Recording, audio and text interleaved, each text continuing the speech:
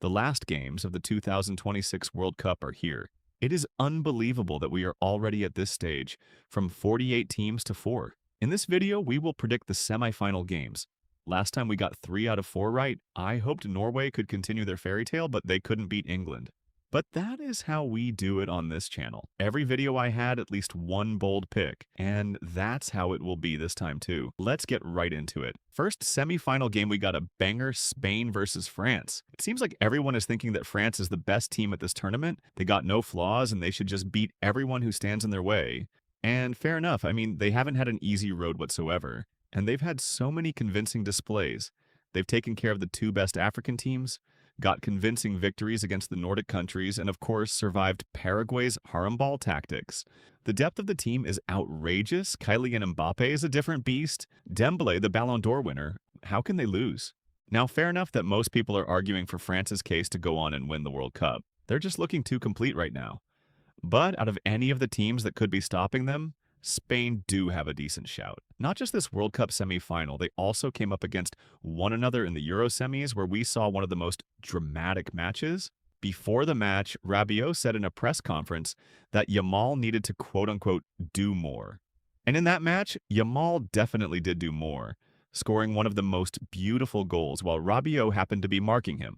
So did Rabiot learn his lesson to not anger Lamine? Because right now, a lot of fans are saying the exact same thing Rabiot said a few years ago. Yamal has just not been doing enough at this World Cup, and that he's obviously been a bit underwhelming for his standards. But the thing about Yamal is, as France have already seen, he steps up in those big moments. In decisive moments and big occasions like this, Yamal does deliver. But sure, it's a fair criticism for Spain. Regardless, for their standards, they have not been as good as they should be in the final third. But the defense can definitely give France a headache. Spain have been terrific in this department, only conceding their first goal to Belgium in the quarterfinals. Spain's passing and tempo looks pretty fluid, but France have definitely been capitalizing on those attacking moments. So I totally understand why people are favoring France in this one. Spain also have a crazy unbeaten streak at the moment.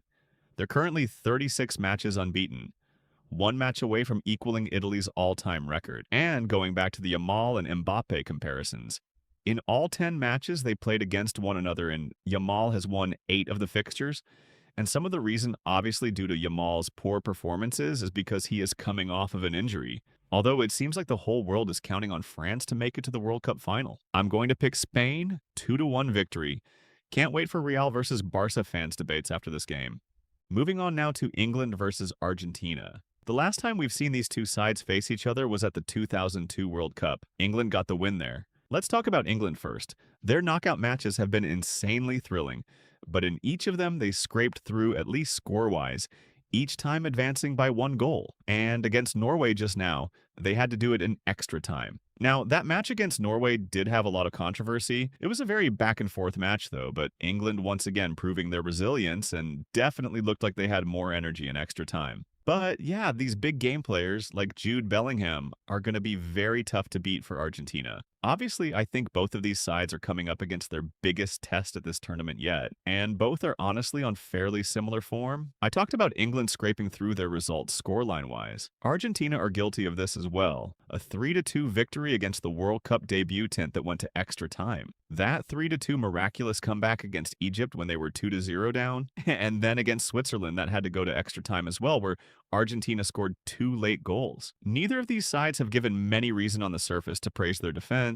They have not kept a clean sheet in quite some time. That being said, it's quite interesting because the reason why this one's so tough for me to call is because these are two sides with world-class players. Both have very much showed their resilience, and they're here for a reason. Now, everything is so down to the wire. The quarterfinals were so much easier to guess than the semis. I think it is much more of a level playing field on paper. So, my thoughts are that this will be a 1-1 with Argentina taking the win on penalties, or a 2-1 win regular time. Nevertheless, it's not coming home. Thank you so much for watching. Make sure you are subscribed, hit the like button, and give me your predictions in the comments.